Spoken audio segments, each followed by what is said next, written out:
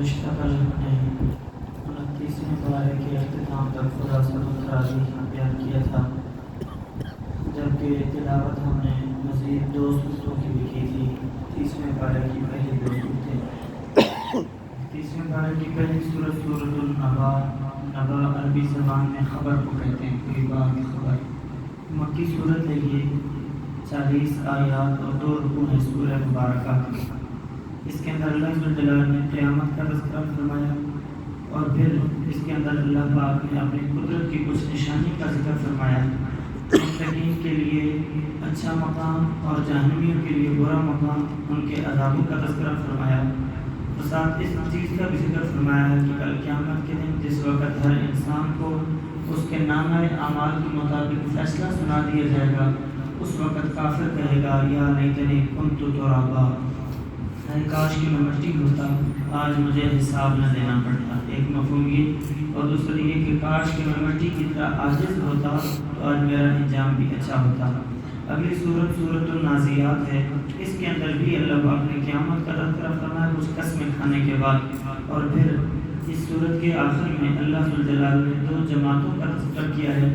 ایک وہ جماعت، وہ گروہ جو خواہش پرستی کے پیچھے جاتے ہیں، ان کا ٹھکانہ اللہ پاک نے فرمایا فَإِنَّ الْجَحِيمَ هِيَ الْمَأْوَىٰ، جہنم ان کا ٹھکانہ ہے۔ اور اس کے مد مقابل دوسری جماعت وَأَمَّا مَنْ خَافَ مَقَامَ رَبِّهِ وَنَهَى النَّفْسَ عَنِ الْهَوَىٰ، جن لوگوں کے دل کے اندر خوف خدا ہوا کہ اگر ہم گناہوں بھری زندگی گزاریں گے، کل اللہ کے سامنے کیسے کھڑے ہوں گے، اللہ کو کیا منہ دکھائیں گے، پھر وہ خواہش پرستی سے باز آ گئے، ان کا ٹھکانہ فَإِنَّ الْجَنَّةَ هِيَ الْمَأْوَىٰ، یہ ان کا ٹھکانہ ہوگا۔ اس کے بعد کی سورت سورہ عبس ہے، مکی صورت ہے۔ نبی محترم صلی اللہ تعالیٰ علیہ وسلم کے پاس سرداران قریش وہ بیٹھے ہوئے تھے، آپ انہیں تبلیغ فرما رہے تھے۔ اچانک حضرت عبداللہ بن مکتوم رضی اللہ تعالیٰ عنہ نابینا صحابی تھے، یہ تشریف لائے، انہوں نے بات پوچھنی تھی، کوئی مسئلہ پوچھنا تھا۔ انہیں جو کہ دکھائی نہیں دیتا تھا، یہ نہیں دیکھ سکے کہ آپ اسلام پہلے کس کام میں مصروف ہیں۔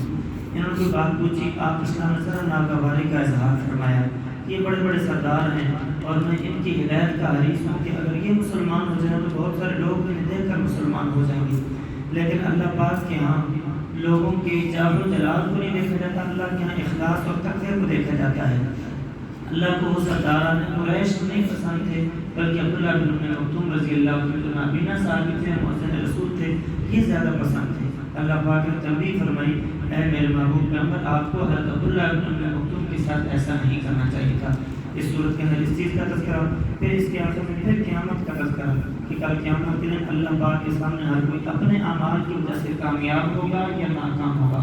وہاں رشتے کام نہیں آئیں گے، نسب نہیں کام آئیں گے، جس طرح کہ رسول اللہ صلی اللہ علیہ وسلم نے اپنی صاحبزادی مومنوں کی ماں حضرت فاطمہ الزہرا رضی اللہ تعالیٰ عنہا کو فرمایا تھا، بیٹی اس گھمنڈ پہ نہ رہنا کہ تو محمد کی بیٹی ہے صلی اللہ علیہ وسلم، بلکہ وہاں کامیابی کا دار و مدار اپنے اعمال پہ ہوتا ہے، نسبتیں کام نہیں آتی بلکہ اعمال کام آتے ہیں۔ اس کے بعد کی سورت سورۃ التکویر، یہ بھی مکی صورت ہے، اس میں بھی قیامت کا تذکرہ، بار بار اللہ پاک قیامت کا تذکرہ فرما رہے ہیں کہ ایک اہم معاملہ ہے، قیامت کی تیاری کر لو، یہ ایک اٹل حقیقت ہے، جس نے آنا ہی آنا ہے۔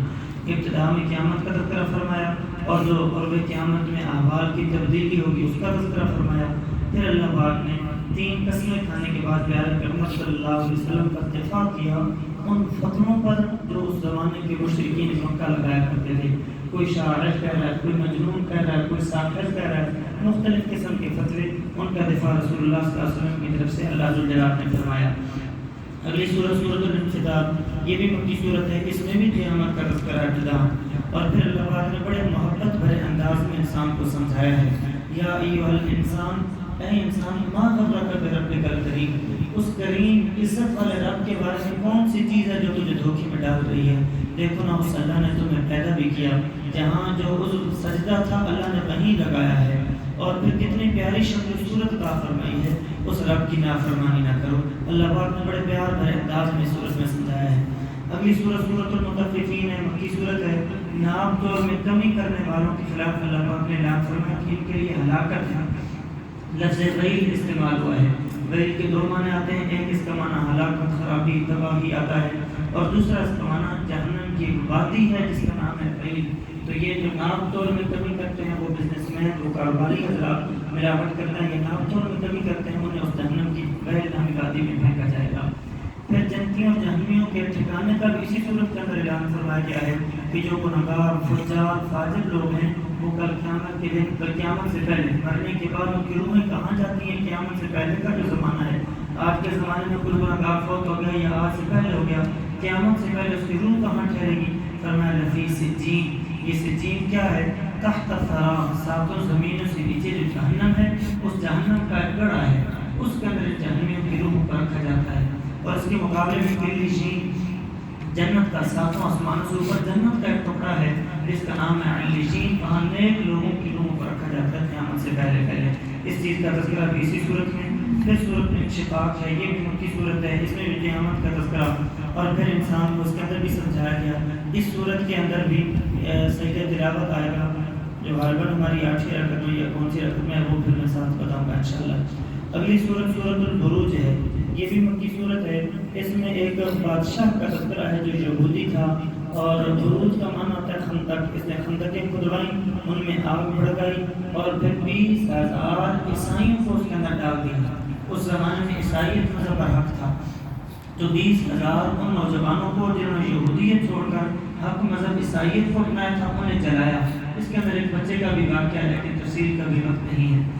اگلی سورت سورۃ الطارق ہے، اس میں اللہ پاک نے ستارے کی قسمیں کھانے کے بعد انسان کو کہا ہے کہ اللہ پاک کی طرف سے ہر انسان کے اوپر ایک محافظ مقرر ہوتا ہے، فرشتہ مقرر ہوتا ہے جو اس کے اعمال کا نگہبان بھی ہوتا ہے۔ اور پھر حدیث مبارکہ میں آتا ہے کہ اللہ پاک نے ہر انسان کے ساتھ دو دوست لگائے جو ہر وقت اس کے ساتھ ہوتے ہیں۔ ایک تو کرام الکاتبین ہے، اس سے ہٹ کے 2 دوست ہوتے ہیں، ایک شیطان جو ہر وقت اسے برائی کی طرف راغب کرتا ہے، اور ایک فرشتہ ہوتا ہے رحمت کا فرشتہ جو جس وقت انسان برائی کی طرف جانے لگتا ہے وہ دل پہ دستک دیتا ہے کہ غلط راستے پہ جا رہے ہو۔ ہم اس چیز کا تجربہ کئی دفعہ کرتے ہیں، نماز میں سستی ہونے لگے، کسی اور گناہ کی طرف مائل ہونے لگے تو تھوڑی دیر کے لیے ذہن ایک طرف مائل ہوتا ہے کہ غلط کر رہا ہوں، گناہ کرنے لگتے ہیں تو ایک طرف فوراً خیال آتا ہے کہ غلط کر رہا ہوں، مجھے ایسا نہیں کرنا چاہیے۔ یہ جو خیال آتا ہے یہ دستک دینے والا وہ فرشتہ ہوتا ہے۔